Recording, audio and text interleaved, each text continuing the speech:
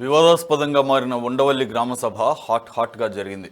రాజధాని అమరావతి నగర నిర్మాణం నిమిత్తం భూసేకరణ కార్యకలాపాలపై ఉండవల్లి గ్రామంలో ఏపీసీఆర్డీఏ ఆధ్వర్యంలో గ్రామ సభను నిర్వహించారు. ఈ గ్రామ సభలో ఏపీసీఆర్డీఏ కమిషనర్ విజయరామరాజు, అడిషనల్ కమిషనర్లు, అధికారులు, పెద్ద ఎత్తున గ్రామస్తులు పాల్గొన్నారు. ప్రారంభంలో గ్రామ సభ కొంత గందరగోళంగా మారింది. భూసేకరణ, భూ సమీకరణను వ్యతిరేకిస్తూ ఓ వర్గం మాట్లాడితే మరో వర్గం చంద్రబాబు వచ్చాకే భూముల రేట్లు పెరిగాయంటూ ప్రభుత్వ నిర్ణయాన్ని స్వాగతిస్తామంటూ మాట్లాడే క్రమంలో పరిస్థితి ఉద్రిక్తంగా మారింది. వెంటనే సిఆర్డీఏ కమిషనర్ జోక్యం చేసుకోవడంతో సభ సజావుగా సాగింది.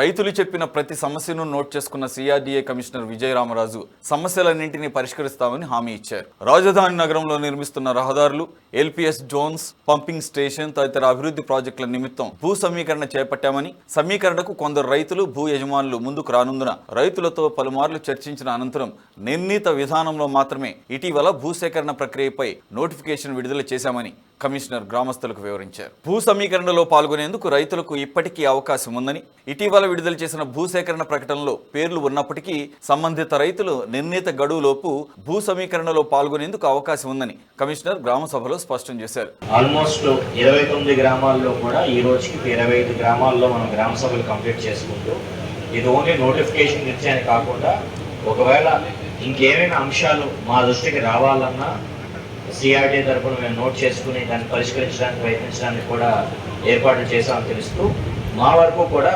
ఈరోజు ఒక 90 మందికి కూడా లిస్టు పెట్టడం జరిగింది. ఎందుకంటే గతంలో గ్రామ కంటాల ఎగ్జామ్షన్స్ ఏవైతే కొంతమంది అప్లికేషన్స్ పెండింగ్ ఉన్నాయో చాలా వరకు కూడా కొంతమంది మేము ముందుకు రాకపోవడానికి కారణము మాకు గ్రామ కంటాల్లో ఎంత ఎగ్జామ్ చేస్తున్నారు, మాకెంత వెసులుబాటు ఇస్తున్నారు అనే అంశం మీద కూడా 25 గ్రామాల్లో కూడా అడగడం జరిగింది. కాబట్టి ఆ లిస్టుని కూడా త్వరితగతిన ఒక మీటింగ్ జేసీ గారిని దాన్ని అధ్యక్షతన దాని కమిటీ కూడా పెట్టడం జరిగింది.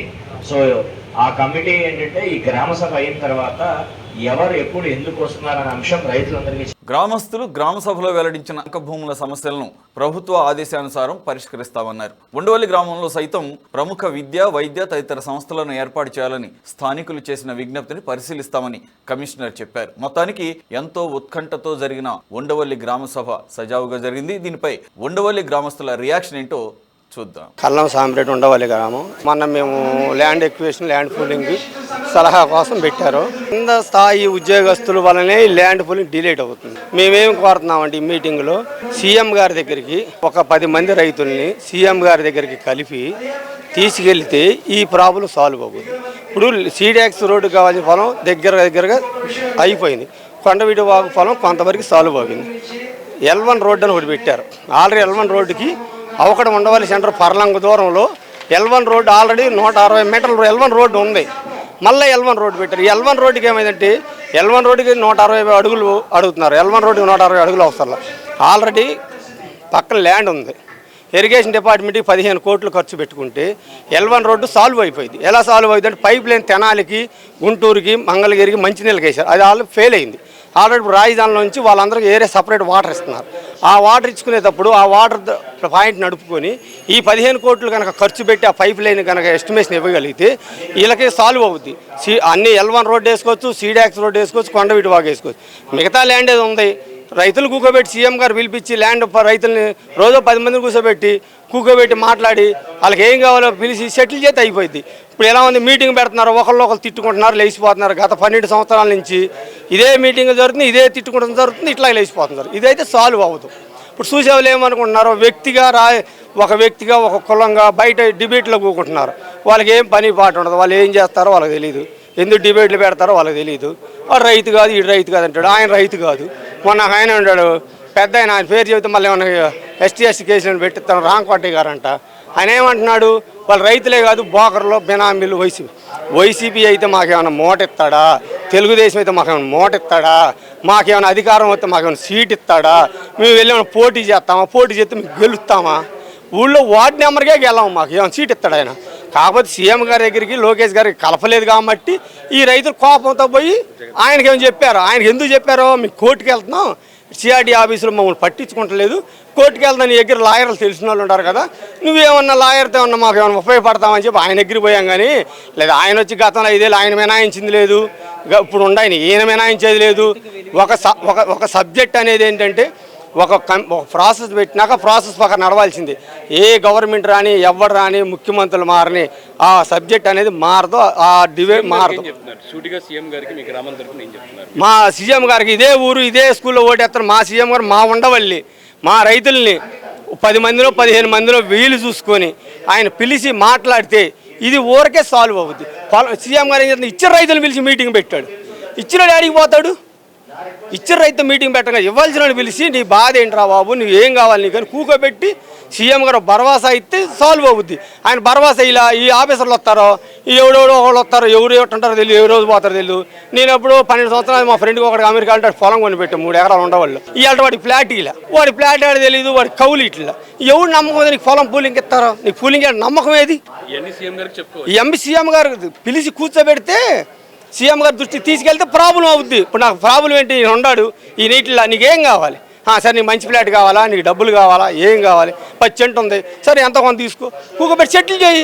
అయిపోయి ఇప్పుడు ఎన్ని సెటిల్మెంట్లు చేయట్లా, చిన్న విషయం ఇది, ఎంతో కాదు మొత్తం చిన్నది, 1 గంట కూకుంటే సాల్వ్ అయ్యేదానికి మొత్తం సాల్వ్ అయ్యింది. సీఎం గారు సాల్వ్ అయ్యే సబ్జెక్ట్ తీసుకెళ్ళి వీళ్ళు ఊర్లకి కులాలకు అంటగట్టి డిబేట్లు పెట్టి అసలు లేనిపోయిన రాజధానిని కెలుగుదానికి కారణం ఆ కోటయ్య గారే. ఆయన వలన వీళ్ళందరూ పెట్టేజ్ విషయం తీసుకొని నా పొలం ఇచ్చి నన్ను అట్ట అని చెప్పి తీసుకెళ్ళి వీళ్ళందరూ పెట్టి దీని పంచాయతీ జరిగింది. డిబేట్లు పెట్టకుండా కనుక సీఎం గారు మాట్లాడితే అసలు రాజధాని పంచాయతీయే లేదు.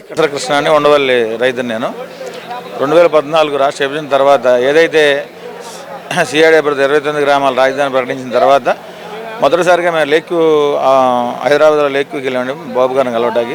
ఆ రోజు మా యొక్క విలేజ్ యొక్క పరిస్థితి ఆయనకి మేము అందరం చెప్పుకున్నాం. నేను జంగాల సంవత్సరావు గారు, కల్లం బానకరెడ్డి గారు, వెనమాక సర్పంచ్ ముగ్గురు వెళ్ళామండి. ఆ రోజు ఉన్న రైతులందరినీ అడిగితే ఎవరు రాలేదు. నారా చంద్రబాబు నాయుడు గారికి ఏమని వివరించామంటే, విజయవాడ నియరెస్ట్ అండి మాది, ఆల్రెడీ మాది రెసిడెన్షియల్ ఏరియా ఎక్కువ, మాది సెంటు 15-20 లక్షలు ఉందండి, ఆల్రెడీ అభివృద్ధి చెందింది. అందువల్ల మా ఊరిని ఎక్కువ ప్యాకేజ్ అన్నామండి, లేకపోతే కావాల్సిన వరకు తీసుకుని మిగతా మినహాయింపు అని అడిగాం. బాబు గారు ఏం చేశారంటే, అంతకుముందు బాబు గారు రెసిడెన్షియల్ వెయ్యి, కమర్షియల్ 250 ఇచ్చేవాళ్ళండి. అదే తీరుగా సెమీ అర్బన్ అని చెప్పి ఉండవల్లి, పెనుమాక, ఎర్రబాలెం, నవలూరు, కొరగల్లు ఈ ఊరు గ్రామాలని సెమీ అర్బన్ అని పెట్టి, ఈ గ్రామంలో ఎకరంలో భూమి ఎంత ఇచ్చినా కూడా 50,000 కౌలండి. మామూలుగా అయితే 35,000 కౌలండి ఆ గ్రామాలన్నిటికీ. మా గ్రామానికి ఈ సెమీ అర్బన్కి ఎకరానికి 50,000 కౌలు ప్లస్ 1000 రెసిడెన్షియల్, 450 కమర్షియల్ అని చెప్పి ఇంక్రీజ్ చేశారండి బాబు గారు. ఏదైతే ఇది సిటీకి దగ్గరగా ఉంది, రేట్లు ఎక్కువ అనే ఉద్దేశంతో దాన్ని పెంచారండి. పెంచిన తర్వాత కొంతమంది మేమందరం పూలింగ్కి ఇచ్చాము, కొంతమంది అలాగే కొనుగోలు చేసి ఇచ్చారండి భూములు. ఇక్కడ ఉన్నటువంటి కొంతమంది రైతులు ఉద్దేశపూర్వకంగా రాజధాని అభివృద్ధికి వాళ్ళు ఎప్పుడు ఫస్ట్ నుంచి ఆటంకమేనండి. బాబు గారి దగ్గర కన్నా రమ్మన్నారు, గవర్నమెంట్లో రారు. తర్వాత 5 సంవత్సరాల ప్రభుత్వం మారిందండి. ఏదైతే ప్రతిపక్ష పార్టీ ఉందో ఆ పార్టీ 5 ఏళ్ళు ఉన్నా కూడా వీళ్ళు మరి ఈ గ్రామాన్ని ఎందుకు మినహాయించలేదు నేను అడుగుతున్నా. చంద్రబాబు నాయుడు గారు ఈ ప్రాంతాన్ని రాజధాని నిర్మాణం చేస్తాను, అభివృద్ధి చేస్తానని ఓపెనింగ్ అందరికీ చెప్పాడు క్లియర్ కట్గా. ఈ ఊరికి ఇంత ఇస్తాను, ఈ ఊరికి ఇంత ఇస్తాను, మీరు భూమి ఎకరం లోపు భూమి ఇచ్చినా కూడా మాకు 50,000 కౌలు ఇచ్చారండి. ఇక్కడ ఇది 10 సెంట్ ఇచ్చినా, 20 సెంట్ ఇచ్చినా, 1/2 ఎకరం లోపు ఇచ్చినా దానికి ఇష్టపడిన వాళ్ళు కొంతమంది పూలింగ్ ఇచ్చుకున్నారు, ఇష్టం లేని వాళ్ళు కొంతమంది కోర్టుకు వెళ్ళారు, పోరాటాలు చేసుకున్నారండి. ఎవరి అభిప్రాయాలు అయ్యి ప్రజాస్వామ్యంలో. మరి ఆ తర్వాత తరుణంలో 2019 తర్వాత ప్రభుత్వం మారింది, అధికారం మారింది.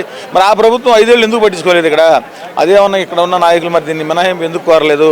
మళ్ళీ ప్రభుత్వం గెలిచిన తర్వాత మళ్ళీ వచ్చి మళ్ళీ సేమ్ కథ మళ్ళీ మినహాయింపు ఇవ్వండి, ఈ ఊరిని ఎగ్జామ్షన్ ఇవ్వండి అంటే ఏంటి ఆ ఉద్దేశం? ఈ యొక్క అభివృద్ధిని ఆటంకం కలపడం. మరి అభివృద్ధిని వద్దన్న వాళ్ళు మరి గత 5 ఏళ్ళు కూడా దీన్ని మరి మినహాయింపు ఇవ్వాలి కదా, ఆ ముఖ్యమంత్రిని అడగాలి కదా, మరి ఆ శాసనసభ్యుని అడగాలి కదా. ఈ ఊరిని వదిలేయండి, 29 గ్రామాలు ఈ ఊరిని పూర్తి మెజార్టీతో గెలిచారు వాళ్ళు. పూర్తి మెజార్టీతో గెలిచిన ప్రభుత్వం ఈ ఊరిని ఎందుకు మినహాయించలేదు? మరి అధికారం వాళ్ళది, ముఖ్యమంత్రి వాళ్ళు, ఎమ్మెల్యేలు వాళ్ళు, అసెంబ్లీ వాళ్ళది. ఒక గెజెట్ ఇచ్చి ఊరిని వదిలేయచ్చుగా, వదిలేసి మల్టీ కాంప్లెక్స్లు కట్టుకుంటాకి, పెద్ద 5 స్టార్ హోటల్ కట్టుకుంటాకి పర్మిషన్ ఇవ్వచ్చుగా. గత 5 ఏళ్ళు మాట్లాడిన నాయకులంతా మళ్ళీ వాళ్ళు వచ్చి మళ్ళీ బాబు గారు గెలిచి రోడ్లు వేసి సీట్ ఎక్సెస్ రోడ్ వేసి కరకట బాగు చేసి మళ్ళీ మొదలెట్టగానే మళ్ళీ ఉద్యమం మొదలు. అంటే ఉద్దేశం ఏంటి వాళ్ళది? ఈ ప్రాంతం అభివృద్ధి చెందకూడదు, చిన్న సన్నకారులకు డబ్బులు రాకూడదు, పెద్ద రైతులు మాత్రం బాగుపడాలా, వాళ్ళ ఉద్దేశం అంతే కదా. మరి ఎకరం డబ్బులు వచ్చి మాటినరు. మరి పెద్ద 10 ఎకరాలు ఉన్నాడు అడ్డా ఉంటాడు, ఎన్నాళ్ళని పోరాటం చేస్తాడు. వాళ్ళు అమ్ముకోకూడదు. 7 కోట్లు ఇదే గత ప్రభుత్వం ఉన్నప్పుడు ఈ ఊరు 4 కోట్లు, చంద్రబాబు నాయుడు గారు వచ్చిన 7 కోట్లు రిజిస్ట్రేషన్ చేశారు. నిన్న మొన్న కూడా అమ్మారు పొలాలు. అంటే రైతు లబ్ధి పొందుతున్నాడా, నష్టపోతున్నాడా, లాభం పొందుతున్నాడు. మిగతా 90 అర్జీలు ఇచ్చాం మేము, గ్రామ గంటకాలు మమ్మల్ని వదలండి అని. అవన్నీ పునరాలోచిస్తున్నారు, అవి వదులుతారు. అంటే ఉండవ సెంటర్ నుంచి ఊళ్ళోకి వచ్చే రోడ్లు ఇరువైపులా ఉన్నది అంతా కాస్ట్లీ, 30 లక్షల సెంటు. ఆ రైతులందరూ అర్జీలు పెట్టుకున్నారు, మా గ్రామ కంటకం కింద మా పొలాలను వదలండి అని. ప్రభుత్వం దాన్ని పరిశీలిస్తుంది, వదిలినప్పుడు ఇదంతా లబ్ధి పొందుతారుగా. మరి గత 5 ఏళ్ళు మానుకుని ఇవాళ ఉద్యమాలు చేస్తాం, కోర్టులకు వెళ్తాం అంటే ఉద్దేశం ఏంటి? ఈ రాజధాని కట్టకూడదు, ఈ సీరియక్సెస్ కూడా అవ్వకూడదు. ఒక రైతు అంటాడు అసలు 250 కోట్లు పెట్టి ఇక్కడ ఈ ప్రాజెక్టే దండగా అంటాడు. ఆయన ఏం చదువుకున్నాడు? 7వ క్లాస్ చదివాడు. ఆయన ఐఐటీలు ఇంజనీర్ చేశాడా? ఒక ఆయన అంటాడు రాజధాని మునిగిపోద్ది అంటాడు. అంటే ఏంటి? వీళ్ళు ఇక్కడ కూర్చుని అన్నీ చదువుతారు. వీళ్ళే రాజధాని మునిగిపోయింది, ఈ కొండవీడు వాగు దండగా, అన్ని దండగా. మరి 5 ఏళ్ళు ఏం చేశారు? దండగలన్నీ ఊళ్ళో రోడ్లు లేవు, అన్ని గోతులమయం గత 5 ఏళ్ళు. మరి ఉద్యమాలు చేయలేదే అంటే ఏంటి? ప్రజాస్వామ్యంలో నియంతృత్వం కావాలి వాళ్ళకి. ఆ గత నాయకుడు వస్తే నియంత పాలిస్తాడు, కానీ ప్రజాస్వామ్యం జరుగుతుంది కదా ఇక్కడ. ప్రజాస్వామ్యం ఇష్టం లేదు వాళ్ళకి. మరి ఈ రాజధాని అభివృద్ధి రాజధాని పనికిరాదండి భూమి వాళ్ళు చెబుతారు. వాళ్ళు ఎక్కడ చదువుకున్నారు? ఐఐటీలు ఇంజనీరింగ్ చేశారు వాళ్ళు. అంటే వీళ్ళు కనుక అప్పుడు ప్రభుత్వానికి ఒక విధానం ఉంటుంది, దానికి ఒక కమిటీ ఉంటుంది, అనేక రకాల పర్యవేక్షణ చేసిన తర్వాత రాజధాని ప్రకటించారు. ఈ భూమి పనికొచ్చుదా లేదనేది రైతు తెలుసా? కొండవీడు వాకు 250 కోట్లు పెట్టి కడితే పనికిరాదా? మామూలుగా ఈ ఊర్లన్నీ మురిగాయి. మరి కొండవీడు వాకు కట్టిన తర్వాత ఊర్లు మునగట్లేదు. మరి ఆ మాత్రం వాళ్ళకి తెలియదా? 250 కోట్లు వేస్ట్ అంట, టీటాక్స్ రోడ్డు వేస్ట్ అంట. కరకట్ట డెవలప్ చేసుకుంటే కరకట్ట డెవలప్ చేయడానికి గత ప్రభుత్వంలో మీటింగ్ పెడితే ఆ ముఖ్యమంత్రి ఆ ఎమ్మెల్యే డబ్బులు ఏమని అన్నాడు వీళ్ళకి. ఇదే రైతులకు 5 కోట్లు ఇవ్వమంటే ఏమని పొమ్మన్నాడు. మీకు ఈ పత్రికాముఖంగా చెప్పగలిగింది ఏంటంటే, మాది కేవలం మా రైతులకు సంబంధించిన పొలాల గురించే తప్పగా ఏ పార్టీ కానీ, ఏ వర్గాన్ని కానీ, ఏ వ్యక్తిని కానీ కించపరచడం కానీ, అభిమానించడం కానీ జరగట్లేదు. ఇక్కడ దొరుకుతున్న ఖర్చు ఎక్కువ జరుగుతుంది, అనవసరంగా అది ఎఫెక్ట్ ఉండదు, నష్టం వస్తుంది రాష్ట్రానికి అనే ఉద్దేశంతోనే మేము చెప్పిన సజెషన్ తప్పగా పలానా ప్రాజెక్ట్ని అపోజ్ చేయాలని కానీ ప్రభుత్వాన్ని సపోర్ట్ చేయాలని లేదు. రైతుగా నాకున్న హక్కు నేను వాడుకుంటాను. రైతుగా నాకున్న వరకు ఎంతవరకు పోరాడగలిగితే అంతవరకు పోరాడతాను. చట్టపరంగా రూల్స్ ప్రకారం తీసుకోమని మేము సిఆర్డీఓని కోరుతున్నాం. అంతే తప్పగా మాకేం కన్సెషన్ ఇవ్వమంటలేదు. మా ఉండవల్లి గ్రామం ఫస్ట్ నుంచి అభివృద్ధి చెందిన గ్రామం అండి. మా ఉండవల్లి గ్రామంలో రియల్ ఎస్టేట్గా వెంచర్ చేయాలంటే ఎకరం 8 కోట్లు పెట్టుకొని అది 16 కోట్లకి అమ్మాలి ఎకరం వచ్చి. కాబట్టి అట్లా చేయలేకపోయినందువలన ఏదో చిన్న చిన్న ప్లాట్లు వేసుకుని, చిన్న చిన్న లేఅవుట్ చేసుకుని, పంచాయతీ లేఅవుట్ చేసుకుని 37 రోడ్లు చేసుకున్నారు. వారందరికీ మీరు మమ్మల్ని గమనించి మీ మీడియా ద్వారాగా వాళ్ళకి అన్ని విధాలుగా సపోర్ట్ చేసి వాళ్ళకి పర్మిషన్ చేయమని కోరుతున్నాం. నా పేరు చక్కలపాటి సంజీవ్ రెడ్డి, ఉండవల్లి. రాజధానికి అనుకూలంగానే రాజధాని రావాలా, మాకు అంతా బాగుపడాలా. కాకపోతే మా సమస్యలు ఊళ్ళో చిన్న చిన్న రోడ్లన్నీ లెగ్గొట్టి వాటికి న్యాయం చేసి వాటి డ్రైనేజ్ సౌకర్యం కల్పించమని కోరుతున్నాం. అదేవిధంగా ఎక్కడైనా సరే చిన్న 150 గజాలు ఉన్నారు, 200 గజాలు ఉన్న చిన్న సన్నకారు వాళ్ళకి విలేజ్ నుంచి వచ్చి కొనుక్కున్నారు, వాళ్ళకు కూడా పర్మిషన్ ఇవ్వని కోరుతున్నాం. గ్రామ సభ చాలా సమకూర్చంగా జరిగింది. ఆఫీసర్లు బాగా విన్నారు, మా రైతులు చెప్పిన మాట వాళ్ళు చక్కగా విన్నారు. వారందరికీ కృతజ్ఞతలు. ఇక్కడ వచ్చిన పెద్దలందరూ కూడా కృతజ్ఞతలు. ఏమి ఇబ్బంది లేకుండా ఉండవాలంటే ఒక ప్రిన్సిపల్గా వెళ్ళిపోయింది. మా ఉండవల్లో ఏ జరిగినా కానీ ఒక మనిషి ఆగమంటే ఆగుతారో అంతే, గొడవలు జరగవు. మా ఊళ్ళో 3 గంటలు ఆగిపోయింది పరిష్కారం. కాబట్టి మాకు ఈ మీడియా వాళ్ళందరూ సహకరించింది కృతజ్ఞతలు. లోకేష్ గారు, ముఖ్యమంత్రి గారు, సీఎం గారు, నారాయణ గారు ఒకసారి కూర్చోబెట్టి మమ్మల్ని అందరినీ ఒకరోజు పరిష్కారం చేసుకోవడానికి వాళ్ళకి ఈజీగా ఉంటుంది. మమ్మల్ని అందరూ కూర్చోబెట్టడానికి మాకు అవకాశం అని మీ మీడియా ద్వారా కోరుకుంటున్నాం. నమస్కారం అండి, నా పేరు జంగాల వెంకటేష్. నేను పెనమాకలో పూలింగ్ ఇచ్చాను. ఉండవల్లిలో కూడా పొలం ఉంది. అయితే ఉండవల్లిలో పొలం పూలింగ్ ఇవ్వడానికి కారణం కొన్ని చిన్న చిన్న టెక్నికల్ అంశాలు, ల్యాబ్సెస్ వల్ల మేము ఇవ్వలేకపోతున్నాం. ఏదైతే 29 గ్రామాల్లో ముఖద్వారంగా ఉన్న ఉండవల్లికి ఎప్పటి నుంచో ముందు నుంచే భూమి ధర కొంచెం పెచ్చుగా ఉండటం, అలాగే చాలా వరకు నివాస స్థలాలుగా ఉండటం, అంటే వ్యవసాయ భూమి కింద చాలా తక్కువ ఉంది, మిగతా అంతా నివాస స్థలాల కింద ప్లాట్ల కింద ఉంది. అందుకనే పూలింగ్ ఇక్కడ 25% కంటే ఎక్కువ రాకపోవడానికి కారణం కూడా అదే. ఎలాగైతే విజయవాడ పక్కన మనం రామవరపాడు దగ్గర ల్యాండ్ ఎక్విజిషన్ కానీ లేకపోతే ల్యాండ్ పూలింగ్కి వెళ్తే ఎంతైతే మిగులు భూమి ఉండి వాళ్ళు పొలాలు ఇస్తారో అదే సబ్జెక్టుగా ఉండవల్లిలో కూడా సబర్బన్, అంటే విజయవాడకి సబర్బన్ 2 కిలోమీటర్లు 3 కిలోమీటర్ల గతంలో నుంచి కూడా మధ్యతరగతి వాళ్ళందరూ అపార్ట్మెంట్ కానీ ప్లాట్లు కొనుక్కొని సబర్బన్ అయిపోయి గ్రామం కింద ఉన్న సబర్బన్ ప్రాంతం కింద డెవలప్ చెందింది.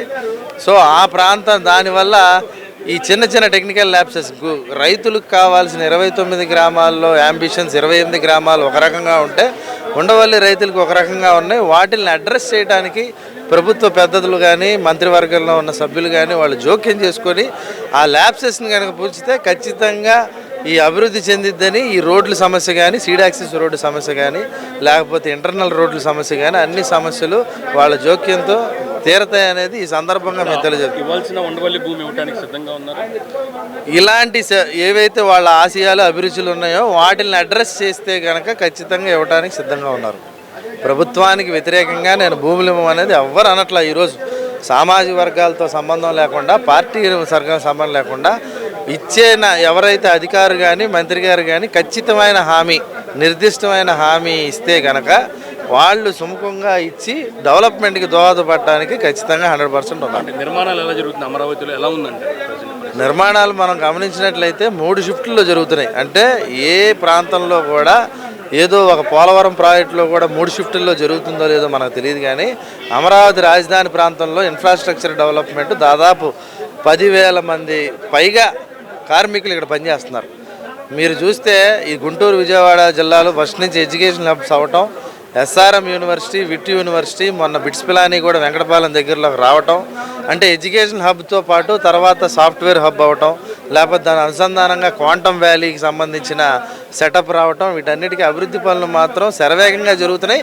కానీ వాటి ఫలాలను అందుకోవడానికి నెక్స్ట్ తరానికి 5 ఏళ్ళు 6 ఏళ్ళు మాత్రం ఓర్పు పట్టాల్సిన అవసరం ఉంది. కాకపోతే ఈ లోపలే దుష్ప్రచారం చేసి ఏమీ లేదు అంట. ఇప్పుడు మనం ఇల్లు కట్టేటప్పుడే ఒక చిన్న గుంట తీస్తే ఆ గుంటలోకి వర్షం పడితే నీళ్లు ఆగర్ల కోసం గుంట తీస్తే నీళ్లు నిలబడతాయి.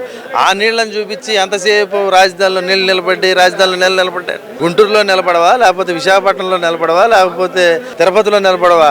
పల్లం ఉన్న ప్రాంతంలో ఎక్కడైనా నీరు చేరితే నీరే చేరిద్ది. భూమి స్వభావం వల్ల నీళ్లు ఏర్పడతాయి తప్పితే ఇది దుష్ప్రచారం అంతే. అంటే ఏదో మా పొలాలు ఏదో పనికిరానట్టు రాజధాని అన్నట్టు దాన్ని చిత్రీకరించడం. వెళ్ళిన వాళ్ళు కూడా జగన్మోహన్ రెడ్డి గారి దగ్గరికి వెళ్ళిన వాళ్ళు కూడా వాళ్ళ పార్టీ సానుభూతి పరులు, ఒక సామాజిక వర్గం చెందిన వాళ్ళు ఫస్ట్ నుంచి ఈ ప్రాంతంలో రాజధాని రాకుండా ఉండాలని అడ్డుపడే వాళ్ళల్లో పెద్ద రైతులు భూకామందులు ఉన్నారు తప్పితే చిన్నకారు రైతులు ఎవరు దీనికి వ్యతిరేకంగా లేరు. సందకా బుచ్చిబాబు సార్, గ్రామ సభ జరిగింది, అంతా అనుకూలంగానే జరిగింది. ఇది చిన్న సమస్యలు తప్పితే అంతకుమించి మేజర్ సమస్యలు లేవు సార్. అందరూ ఇది కమిషనర్ గారు కూడా అందరికీ అనుకూలంగానే మాట్లాడారు. పెద్ద రైతులు కూడా అంత వ్యతిరేకంగా మాట్లాడలేదు. వాళ్ళ సమస్యలు విన్నవించారు. కమిషనర్ గారు ఒక 20 రోజుల్లోనో ఒక నెలలోనో చెప్తా ఉన్నారు. సమస్యలు అంటే ఏమున్నాయి? ఉండవల్లి గ్రామాన్ని ల్యాండ్ వెక్యుజేషన్ నుంచి వాళ్ళు మినహాయించమంటున్నారు. వాళ్ళందరూ అర్జీలు పెట్టారు. అట్లాగే ల్యాండ్ పూలింగ్ నుంచి ల్యాండ్ వెక్యుజేషన్ నుంచి వాళ్ళు మినహాయించమంటున్నారు. వీళ్ళేమో అది మా పరిధిలో కాదు, ఇది ఒకసారి సీఎం స్థాయిని కనుక్కొని మేమైతే అనుకోలేం సార్, పూర్తి అనుకోలేం. నాకు ఒక 80 సెంట్లు ఉంది సార్, ఒక 27 సెంట్లు ఇచ్చాను, ఇంకా ఎకరం ఇవ్వాలి, ఇస్తాను. అది కూడా అంటే ఎక్విజిషన్ నోటీస్ ఇచ్చారు, ఇస్తాను. అభివృద్ధి పరంగా ఎలా ఉంది అమరావతి? అభివృద్ధి పరంగా బాగానే ఉంది సార్. మా సీడ్ యాక్సెస్ రోడ్డు కూడా అంతా అయిపోవచ్చింది. ఇంకొక 2.5 ఎకరాలు రావాలి. అది కూడా వస్తే మంగళ అయిపోయిన తర్వాత ఇదైద్ది.